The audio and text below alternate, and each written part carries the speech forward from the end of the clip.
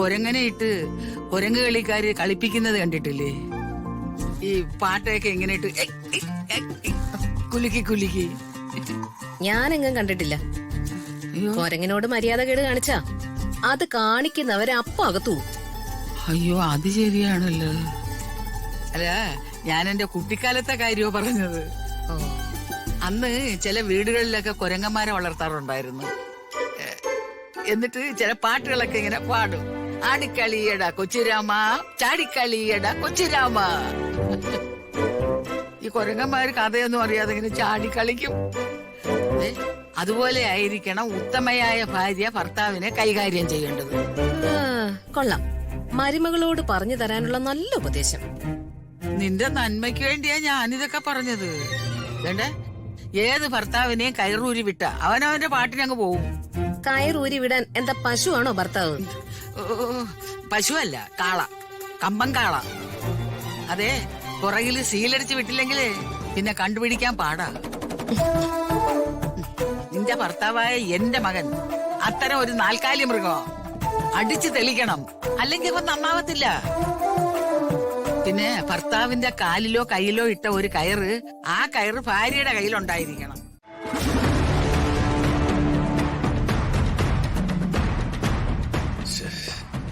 എന്തിനാണോ എന്നെ ഇങ്ങനെ വെയിറ്റ് ചെയ്യിപ്പിക്കുന്നത്? ഇനി വല്ല പണി തരാനാണോ അതോ കളിയാക്കാനോ?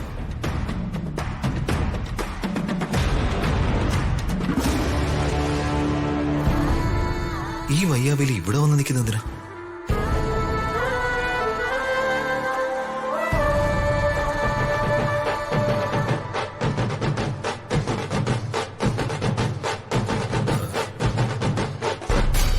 എക്സ്ക്യൂസ് മീ, എന്താ കാര്യം? ഈ പേഴ്സ് നിങ്ങളല്ലേ? അതെ. താങ്ക്സ്. താങ്ക്സ് പറഞ്ഞാൽ മാത്രം പോരാ, അതൊന്ന് എണ്ണി വെക്കണം. അതിന്റെ ആവശ്യമില്ല. ഇതിരിക്കട്ടെ. അയ്യോ, ഞാൻ താങ്ക് യു വെരി മച്ച്.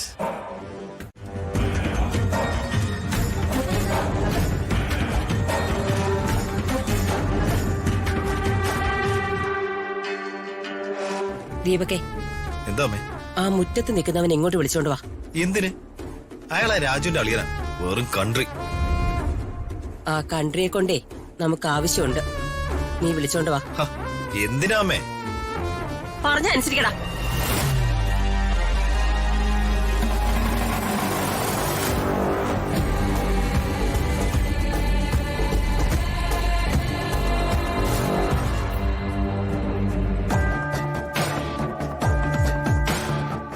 എന്താ ദീപക് സാർ വിളിപ്പിച്ച? നിങ്ങളിങ്ങനെ പേടിക്കുന്ന എന്തിനാ? എന്റെ അമ്മയല്ലേ വിളിക്കുന്നത്. നിങ്ങൾ വാ.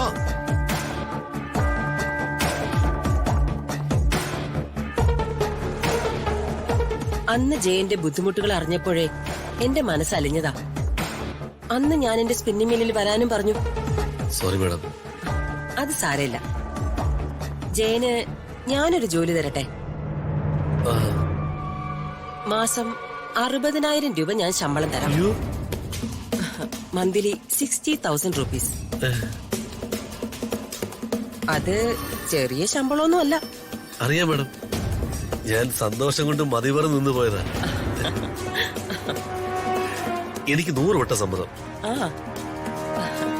ജയൻ അന്യനല്ലല്ലോ, അതാ കൂടിയ ശമ്പളം തന്ന് ഞാൻ ജോലിക്ക് നിർത്തുന്നേ. ഇതിൽ പോലൊരു സന്തോഷം എനിക്ക് വരാനില്ല മാഡം. എങ്കിലേ ജയൻ ഒന്ന് പുറത്ത് വെയിറ്റ് ചെയ്യും. ഞാൻ പ്രതാപനോട് സംസാരിച്ചിട്ട് അറിയിക്കാം. ശരി.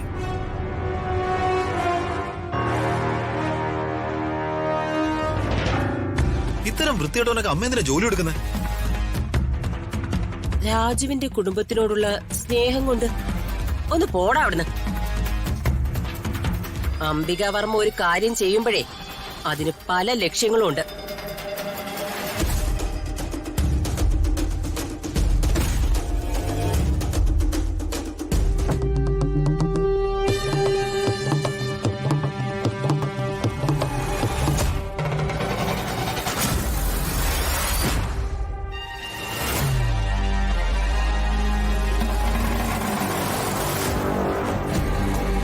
എക്സ്ക്യൂസ് മീ,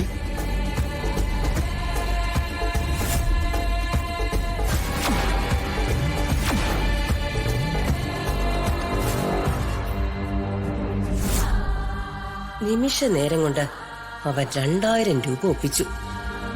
ഇതുപോലൊരു വിളഞ്ഞ വിത്തിനെയാ എനിക്ക് ആവശ്യം.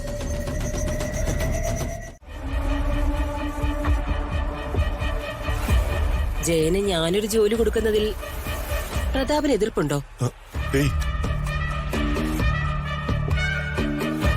ഈ PA എന്നൊക്കെ പറയുമ്പോഴേ റിലേറ്റീവ്സ് ആയിരിക്കുന്നതാ നല്ലത്. അതുകൊണ്ടാ ഞാനിത് ആലോചിച്ചേ. പ്രതാപന്റെ അഭിപ്രായം എന്താ? ചേച്ചി അങ്ങനെ പറയുമ്പോ ഞാൻ എന്തിനാ എതിരെ നിൽക്കുന്നത്? ഞാനല്ല, ജയനല്ലേ സോനോ പറയേണ്ടത്. എനിക്ക് 100 വട്ടം സമ്മതം. പിന്നെന്താ, അങ്ങനെ തന്നെ ആവട്ടെ.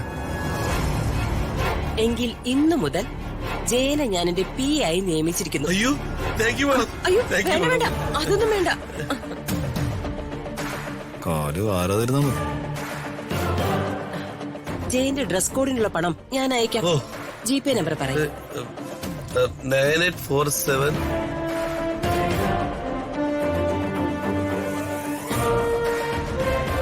ഓക്കെ.